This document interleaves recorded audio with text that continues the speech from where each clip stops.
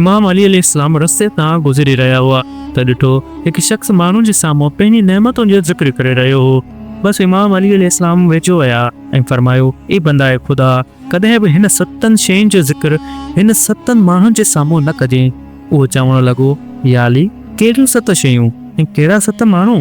इमाम अली अलैहिस्सलाम फरमायो, कंहिं बीमार जे साम्हूं पंहिंजी सिहत ऐं तंदुरुस्तीअ जो फ़ख़ुरु न कजे, कंहिं ग़रीब जे साम्हूं पंहिंजी दौलत ते फ़ख़ुरु न कजे, कंहिं कैदी जे साम्हूं पंहिंजी आज़ादी जी ॻाल्हि न कजे, कंहिं कमज़ोर जे साम्हूं पंहिंजी ताक़त जो इज़हार न कजे, कंहिं गमज़दा इंसान खे ॾिसी पंहिंजी ख़ुशीअ ते फ़ख़ुरु न कजे, कंहिं यतीम खे ॾिसी पंहिंजे माउ पीउ जे बारे में गुफ़्तगू न कजे, ऐं कंहिं बे औलाद खे ॾिसी पंहिंजे औलाद ते फ़ख़ुरु न कजां।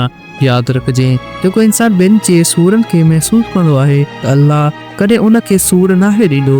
जेको इंसान जो अहसासु कंदो आहे त अल्लाह कॾहिं उन खे दुनिया ऐं आख़िरत में रुसवा नाहे कंदो।